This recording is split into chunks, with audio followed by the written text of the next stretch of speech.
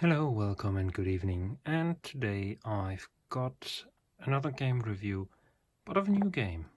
One that went on Kickstarter roughly 1 year and a few months ago, and it is Planet X3 by the 8-bit guy. He is actually a pretty successful YouTuber. He does a lot of nice retro refurbishment, retro brighting, restoration of things, and he also codes for the old Commodore machines, 8-bit machines, and he wrote a game called Planet X for I think the VIC-20, then did another version called Planet X2 for the C64, which was actually pretty successful. He sold it similar to this boxed version here, and then he said, okay, well, one of the most popular platforms probably is the MS-DOS computers, so let's do another version of Planet X for MS-DOS. So he did that, and what you get when you buy this is a very nice high-quality box, complete with a fake system spec sticker, and as you can see here, this runs on the lowliest of PCs.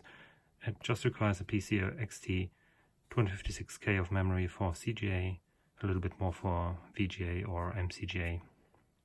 It supports Tandy color modes, it supports PC speaker, Tandy and Adlib, and we will listen to that as well. If we turn around the box, you can see some nice artwork here, the story of the game, and the CGA graphics with the 4-color palette. The game also supports 16-color CGA composite, which in Europe you can't use because this only works with NTSC displays. And Tandy here is also not often used, so this also supports the Tandy 16-color graphics. But Tandy wasn't very successful in Europe either, so in Europe you would be sticking with the CGA 4-color or the VGA. And yeah, the graphics are pretty nicely done. We will come to that in a minute, because he actually had a very good pixel artist here. And yeah, coding was done by David Murray, who's the 8-bit guy, with help of Jim Leonard and Alex Semenoff. Music was done by Anders Enger Jensen, Noah Aman and Alexander Semenoff. So Alex seems to be also a very good coder, besides doing sound stuff. Anders Enger Jensen is also pretty well known in the retro community for his retro music. Renault did all the graphics, and it's amazing. It looks very nice. And so it's amazing that you get in 2019 a professionally made game, especially with this quality of boxing and stuff. And when you open it up, you will receive a soundtrack on tape, which is a nice touch. I won't unwrap this now because I don't have a tape deck at the moment. I do have one of those cheap USB cassette recorders to transfer my old, not music, but audiobooks and stuff over to the PC where stereo sound doesn't matter. But I think for this I would like to have at least a half-decent Walkman to listen to. I might have to ask around or hunt on some classifieds to get that. But it's a nice touch, definitely, and it's also very professionally made. And you get either a 3.5-inch disc. This here is a double density disc. It's missing one of the holes. That means it's double density, and this contains the VGA version. You also can choose to take the 5.25-inch disc, but this will only contain the CGA version, and they always give you the sticker for the other version as well if you want to make your own thing, because you get like a link for the download of the images, disk images. Other than that, you get two nice manuals. This here is the user manual, which is quite hefty, and a tactical manual, which is sort of like the hint book. And I won't spoil too much in here, but there will be the maps of the different levels and some strategy guides and hints. But I leave that closed for now because it might spoil the game a little for you. And if we look inside the manual, it is very nicely done. There's a foreword and a lot of technical background, how the game evolved. The team is shown here, all the people that were involved in making it. And I must say, it really came a long way from the early versions with this kind of programmer art, more or less straight ported from the Commodore version, to the final stuff. And when you take a look at the concept art, for example, this is what people sent in as examples how the game might look. And this was Renault's design that finally got to be in the game, but it actually looks a bit different. We don't have so many different tiles. That's actually would be a lot of tiles, but he's a very good artist, you can already tell. And also explanations for the 16-color composite and Tandy modes, which is very interesting from a technical standpoint. And some technical information where he goes into detail that he wanted to target even the lowliest of the retro PCs, because they don't get much new games, and they had little good games back in the day anyway. So I mean, of course they were good games, but nothing that pushed the devices very far, I think, in terms of graphics and stuff. Yeah, other than that, you will get also some info about the sound systems, and we will actually have a listen in a few minutes to all three modes, because I have all three here. I have the PC speaker, I already wired it up to my sound card so that I can record it. I have the Tandy 3 voice, thanks to Matze79's Tandy sound card. And I of course have Adlib compatibility. So yeah, we can listen to all three and compare them. And you will also get a bit of backstory, a little comic that should have been in the game as well, but due to the limit for 720k, it didn't make it. But that doesn't matter, because the comic is very nice already. The whole game is controlled via keyboard. So here you have all the key mappings, and you don't actually need to use a mouse. And the game is supposed to be a real-time strategy game, but it is quite different from the likes of Dune 2 or Warcraft or Starcraft or something like that, because you always control individual units. You can't control groups of units, and you have to do a lot of individual driving around, doing stuff. You do have the usual things like resources, minerals, gas and energy, and you need to build some buildings to gather those resources, of course. But the resource management is rather limited compared to other games. It's more like the means to build more tanks. And the level will be finished whenever you killed all the buildings of the enemies. The Protoids are your enemies, some kind of alien race inhabiting planet X3, and they will build these bases. There will be 2 or 3 or 4 on each map, and you have to destroy them completely, down to the last turret. You don't have to destroy their land units, which will be soldiers or tanks, but you will have to destroy all of these buildings, and they will be rebuilding pretty fast. The best way to do that is using some missiles, but you can also drive in with your tanks, which is a bit harder because you will have to be very fast and quick not to get shot. Yeah, so there's some overview about the buildings in the game and also about the other units. You've got the builder, you've got the tank, and the heavy tank, and the frigate. That's the 4 units that you can control. And also an explanation about the enemy bases.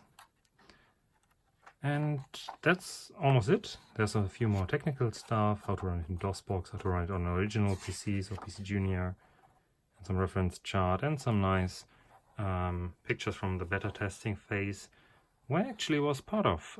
So it was very nice. I could test from the early beta builds onwards my name is in here, yay. And I think the game really has matured nicely. It is more or less bug-free. There might be one or two obscure known bugs that are not worth fixing, but you probably will never notice them. So let's take a look at the gameplay now and what the sound and graphics look like. Okay, so while you can actually run this on DOSBox or some other PC emulator, I think it's much nicer to have a real machine, and we are using here the 386DX to play it. This will be plenty of compute power, and I inserted the floppy image into the Gotek floppy emulator, so we can actually run it directly from the floppy. The loading times are not that significant because the data is quite small, but you can also just copy the whole game to your hard disk and be done with it. But of course hard disk is not necessary. You can directly run the game from floppy, and you will see here a bunch of files. Most importantly, the game is started by running the px3 command. There's also px3 CGA or VGA, but the main file detects your graphics card automatically and lets you choose between the different sound options. And we'll now listen to the 3 different versions of the main theme: PC speaker, Adlib, and then Tandy music.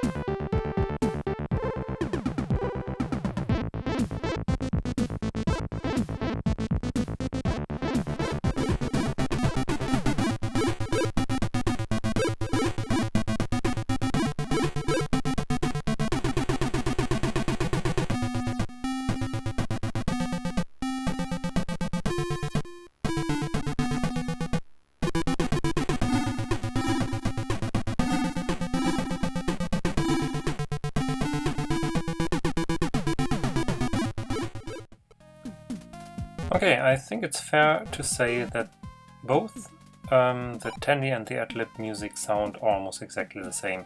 The Adlib is a bit more smooth. The PC speaker is also pretty decent actually, and all the sound effects actually come through this PC speaker no matter what version of the music you choose. The graphics, as you can see here, are very colorful in VGA mode, and there's nothing to complain about here, especially since this runs more or less even on the slowest PC in acceptable speed, a bit more sluggish. You have different varieties of landscapes, as you will see in a short while. So from a technical standpoint, this game is really flawless, I would say. The controls are very responsive, the graphics are fast, and even when there's action with enemies, it does not slow down at all on 286 or 386 machines. I tested on both, so nothing to complain here. And if you ever want to put it onto your hard disk, that's not a big problem either. It's just slightly above 500 kilobytes for the VGA version, and you can just simply copy all the files to some folder on your hard disk and be done with it, and save those precious floppies for conservation purposes. The CGA graphics mode is also quite decent.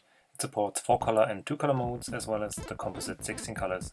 I can't test the latter one. Well, I could in DOSBox, but not on real hardware, so this is the 4-color version on my 386. And for 4 colors it actually looks pretty decent.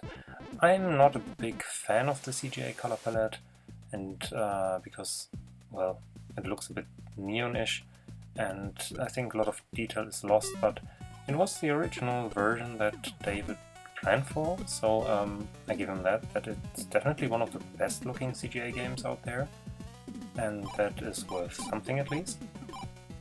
But honestly, I would rather prefer playing the whole campaign in VGA colors because it looks so much nicer.